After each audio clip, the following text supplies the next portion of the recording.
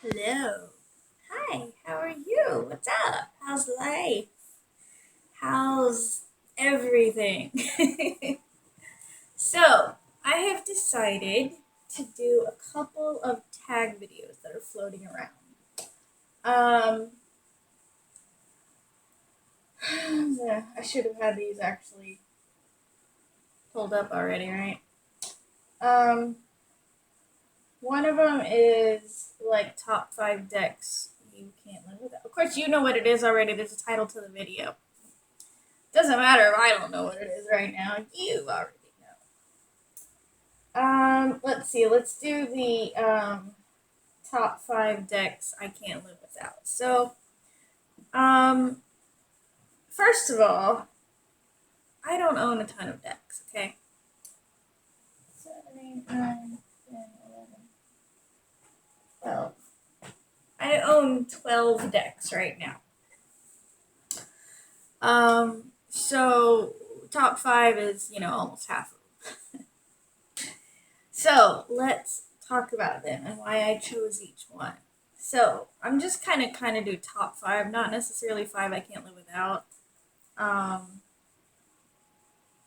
Probably the first one that I really would not want to be without is an Oracle deck, and it is the Divine Feminine Oracle by Imogen Walters. I adore this deck so much. If you see my altar back here, I have 3 sitting out on my altar. I have Lilith sitting right here against my Anubis. I have Akalanda. And then over there against Bast is Mary Magdalene, who's also the face of it. Sorry, my water bottle's in the way. So, this deck is amazing.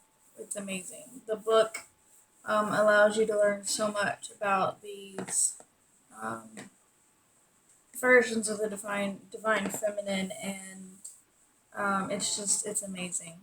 Um, Through all sorts of cultures, there's women from Christianity, like Mary Magdalene. There's some saints. There's some Hindu, like Lakshmi, Saraswati. There's Kali is in here, Kuan Yin, Mao Shan, Yogini, sorry.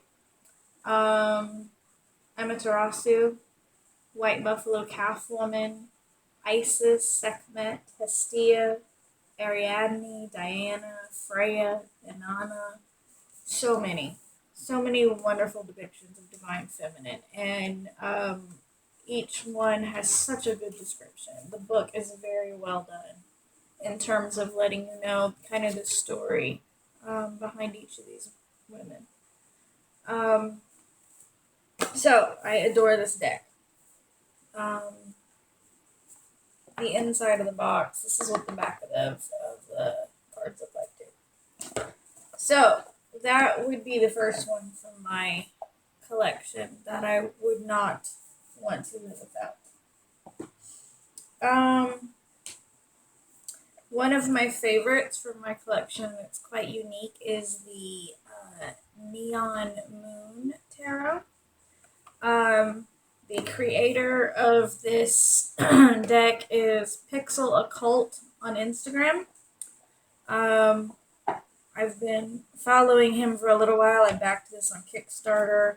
The book that comes with it, it's not a huge book, but it does have good information. He basically created the world that these cards are set in. Um, so, it's kind of a cyberpunk, post-apocalyptic kind of tarot deck. Sorry for the glare. He's renamed the suits. Wands are wires, swords are arms. Pentacles are Zint, which is the currency in this particular world. And cups are vials. So I love the color palette. Um, It's pretty Rider-Waite-Smith based for the most part in imagery, but it's so different and it's amazing and I love it. My only complaint is the box. The lid fits very loosely on the box, like so. And so I'm always afraid, like if it falls down, it's gonna open.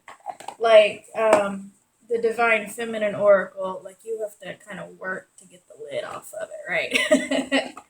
But the Neon Moon Tarot, the lid comes off way easy, and I would prefer it when I also have a pocket edition. Because when I backed it on Kickstarter, I backed a level that gave me this plus the pocket version. I also got a print. It's amazing. I don't regret this for 1 second. Let's see. Terra of the Hidden Realm. Let's talk about it next. I love this deck. I love the energy in this deck. It comes in a nice big old box with a nice big book.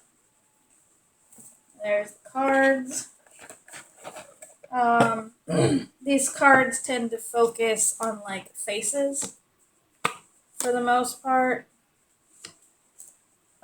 Just beautiful artwork. I've seen a lot of people talk about this deck. Kelly from The Truth and Story talked about it just the other day when she did a video on her Fae and Fairy type decks. And she talked about this one because it has a lot of Fae energy. So, love this one.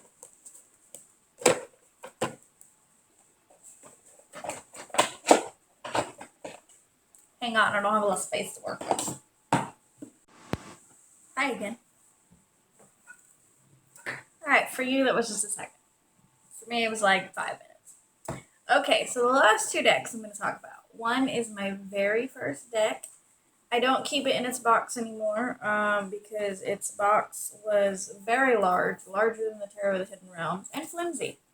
It's a Llewellyn deck, and I think they've changed the boxes now, but I've had this one for well over 10 years, probably 15 years. And I got this bag from an Etsy shop. I love the owner of the shop is so sweet. I haven't had the opportunity to order more bags from her. I just have 3 that I ordered at once. You'll see another one in a moment. I'll put a link to her store down below if you're interested, but I love her bags. For the most part, though, I like to keep my deck in their boxes, but this particular deck, the box was just horrible. So, this is the Mystic Dreamer Tarot. It comes with a very lovely book written by Barbara Moore. Her books, if you have seen any of them that come with decks, are very substantial. So, it's an amazing. This book helped me learn how to read tarot. See, I have bookmarks in it and stuff. So, because this was my first deck. So, this is the back of the cards. This is a very fantasy, ethereal feel in the artwork and a very feminine feel. There are male characters, but it's definitely a feminine leaning deck. So, my only complaint about this deck is the images are so beautiful that I don't feel the card size, especially when you take into account the border. This border takes so much off.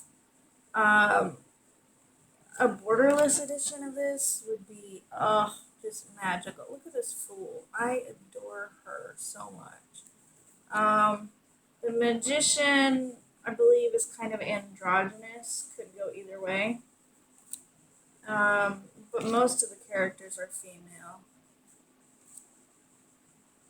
But it's just an absolutely stunning, ethereal, fantasy. I mean, I can't, this artwork. And actually, a lot of the male characters in here, I don't like them. I don't like the way the King's Swords looks. Let's see if you can actually see his face. Are we going to focus? Are we going to focus? I don't know. I don't like, some of the kings look very smug to me.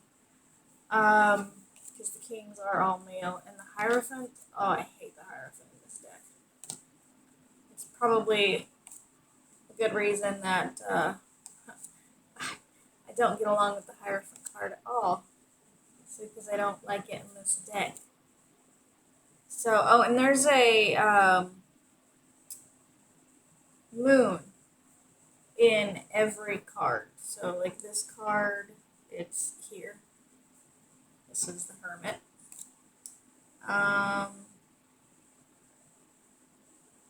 think it's down in the water in this one. This is Justice. I think she's beautiful. Hanged Man. This is the Knight of Swords. Queen of Swords, which is my girl. Wheel of Fortune. This is Death. This is like my favorite Death card. I just adore it so much. You have this little girl in the background. You have the spirit of this person who has died. It's beautiful. I can't get enough of the pictures on this deck. The artist who did these cards actually has all of these images on DeviantArt, where you can see them in like glorious full size. I'll try to remember to put a link to that. Let me write down the links I need to put, because otherwise I'm gonna forget. So I need to link to the Etsy shop and the artist's DeviantArt. Got it. Got that written down. All right. So, beautiful deck. I love it. I love it. Now, the next deck I also have in a bag. Hi, Ashley. You want to say hi? You want to say hi? You want to say hi? Oh, you're being awful quiet. He's usually very talkative. I have this deck is in another bag. This one's a Ouija board kind of print. Lovely. And this deck is called the Epic Tarot. It is a Los Scarabeo deck. I believe that's how it's pronounced. It comes with the typical Los Scarabeo white book. I've got like the kind of artist cards just stuck in the book because I don't want to get rid of them. This is not a deck I would have picked out for myself. Here's the back. But my husband picked it out because it appealed to him. It's kind of a manga style art, if you're familiar with Japanese manga at all. And it's not something I would have picked out. But I started using it after my husband picked it out, and I fell in love with it. And I used it nonstop for a while. So this deck does rename the suits, but not by much. Wands are actually books, which you can see this is the symbol for the wand/books. Pentacles are spheres. Cups are chalices. And swords, I think, are just swords. There's the symbol for swords right there. So the artwork is that kind of Japanese manga style. One of the other things they did is the court cards. Instead of being like page, knight, would you stop making noises? They're actually animals, unicorn. This is the Unicorn of Spheres. I believe, it's been a little while since I've picked this deck up, but I believe unicorn is pages. Hang on and I'll tell you, it's in the book. Sorry if I keep looking away.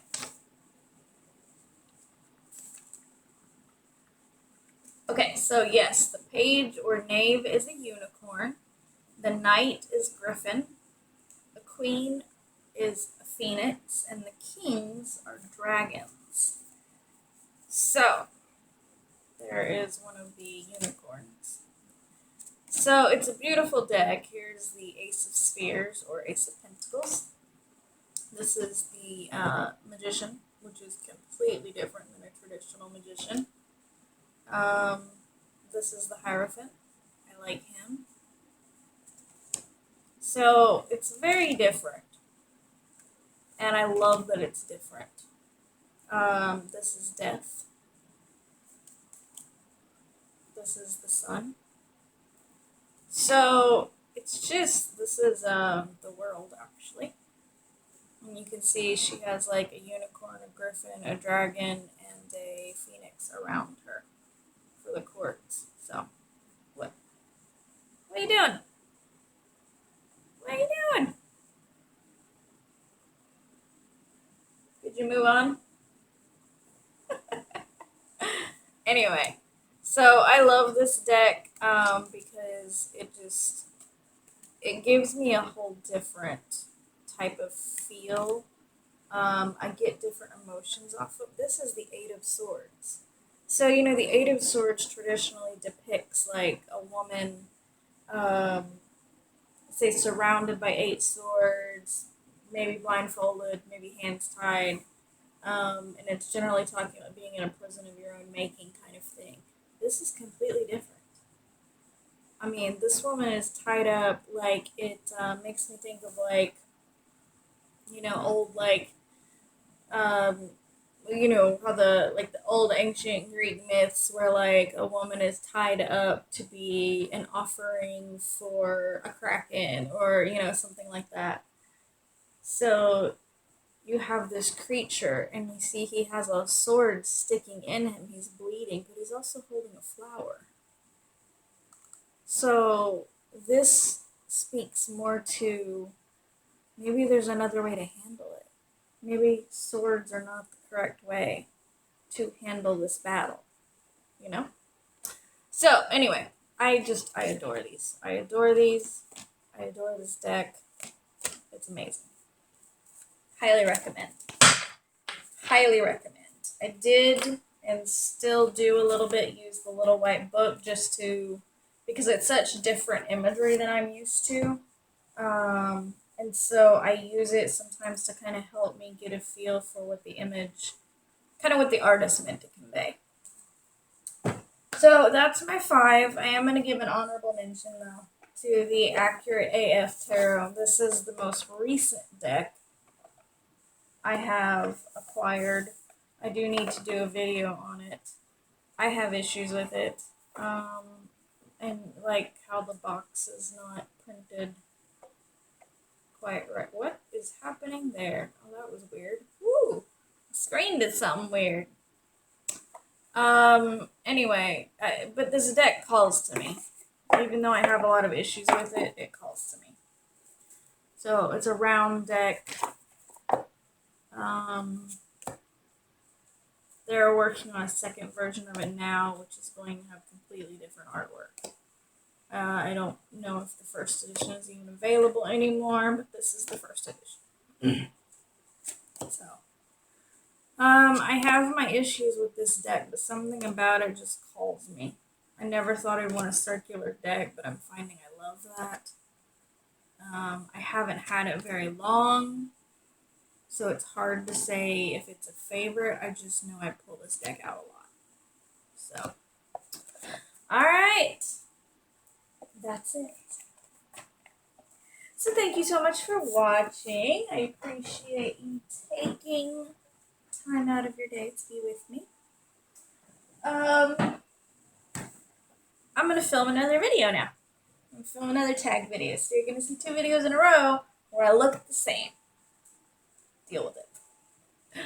Alright, thanks again. I appreciate you, and I hope you have a wonderful day. I would love to hear what decks you love the most. And I've watched a lot of people do these, so I'm going to try to link all their videos in the description as well of who else I've seen so far that I've watched do these. So, bye!